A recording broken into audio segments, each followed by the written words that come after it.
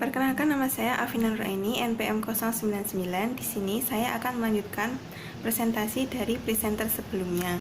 Yang pertama yaitu saya akan membahas mengenai dokumentasi, di mana dokumentasi sistem manajemen lingkungan itu harus mencakup yang pertama, kebijakan, tujuan, dan sasaran lingkungan. Yang kedua, penjelasan lingkungan sistem manajemen lingkungan. Yang ketiga, penjelasan unsur-unsur utama sistem manajemen lingkungan dan keterkaitannya serta rujukan kepada dokumen terkait. Yang keempat, dokumen termasuk rekaman yang disyaratkan oleh standar ini. Yang terakhir, dokumen termasuk rekaman yang ditentukan oleh perusahaan sebagai dokumen penting untuk memastikan perencanaan, operasi, dan pengendalian proses secara efektif yang terkait dengan aspek lingkungan penting. Catatan dokumentasi sistem manajemen lingkungan dapat berbeda antara satu perusahaan dengan perusahaan yang lain tergantung pada yang pertama, ukuran dan jenis perusahaan, kegiatan, produk atau jasanya. Yang kedua, kompleksitas proses dan interaksinya. Dan yang ketiga yaitu kompetensi personel. Selanjutnya yaitu contoh-contoh dokumen dapat mencakup yang pertama, pernyataan kebijakan, tujuan, dan sasaran. Yang kedua, informasi mengenai aspek lingkungan penting. Yang ketiga, prosedur. Yang keempat, informasi mengenai proses. Yang kelima, struktur organisasi. Yang keenam, standar internal dan eksternal. Yang ketujuh, rencana kedaruratan. Dan yang terakhir yaitu rekaman. Selanjutnya yaitu keputusan untuk mendokumentasikan prosedur harus didasarkan pada isu seperti pertama yaitu konsekuensi jika tidak didokumentasikan termasuk terhadap lingkungan.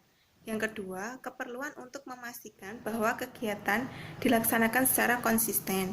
Yang ketiga, keperluan untuk menunjukkan penataan terhadap persyaratan peraturan perundang-undangan yang berlaku dan persyaratan lain yang diikuti oleh perusahaan. Yang keempat, manfaat jika didokumentasikan, yang termasuk penerapan yang lebih mudah untuk melalui komunikasi dan pelatihan, pemeliharaan, dan revisi yang lebih mudah, resiko lebih kecil terhadap kerancuan dan penyimpangan, dan kemudahan menunjukkan ketersediaan prosedur. Yang selanjutnya yaitu pengendalian dokumen, di mana dokumen yang diperlukan oleh sistem manajemen lingkungan itu harus dikendalikan.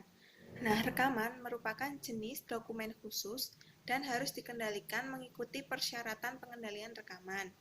Perusahaan harus menetapkan, menerapkan, dan memelihara prosedur, diantaranya untuk yang pertama menyetujui dokumen sebelum diterbitkan, yang kedua menyetujui, memutakhirkan seperlunya, dan menyetujui ulang atau reapprove dokumen.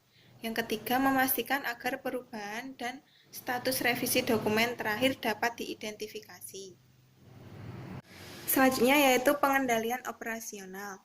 Nah, perusahaan itu harus mengidentifikasi dan merencanakan operasi yang terkait dengan aspek lingkungan penting yang telah diidentifikasi sesuai dengan kebijakan, tujuan, dan sasaran lingkungan agar operasi tersebut dilaksanakan pada kondisi tertentu dengan yang pertama menetapkan, menerapkan, dan memelihara prosedur terdokumentasi. Yang kedua, menentukan kriteria operasi dalam prosedur. Yang ketiga, menetapkan, menerapkan, dan memelihara prosedur yang terkait dengan aspek lingkungan penting yang telah diidentifikasi pada barang dan jasa yang digunakan oleh perusahaan, serta mengkomunikasikan prosedur dan persyaratan yang berlaku termasuk kepada pemasok dan kontraktor. Nah, selanjutnya yaitu kesiagaan dan tanggap darurat. Perusahaan harus meninjau prosedur kesiagaan dan tanggap darurat secara berkala dan jika diperlukan, perusahaan menyempurnakan prosedur tersebut khususnya setelah terjadi kecelakaan atau situasi darurat. Setiap perusahaan bertanggung jawab untuk mengembangkan prosedur kesiagaan dan tanggap darurat sesuai dengan keperluannya. Dalam mengembangkan prosedur tersebut, perusahaan harus mempertimbangkan hal-hal diantaranya yaitu yang pertama, sifat bahaya di lokasi atau on-site hazard. Yang kedua, jenis dan skala situasi darurat atau kecelakaan yang paling mungkin terjadi. Yang ketiga, metode yang paling memadai untuk menanggapi kecelakaan atau situasi darurat. Yang keempat yaitu rencana komunikasi internal dan eksternal. Selanjutnya, program audit atas penerapan dan operasi sistem manajemen lingkungan dapat dilihat pada tabel 10.4 berikut ini, atau juga bisa dilihat di buku pada halaman 451.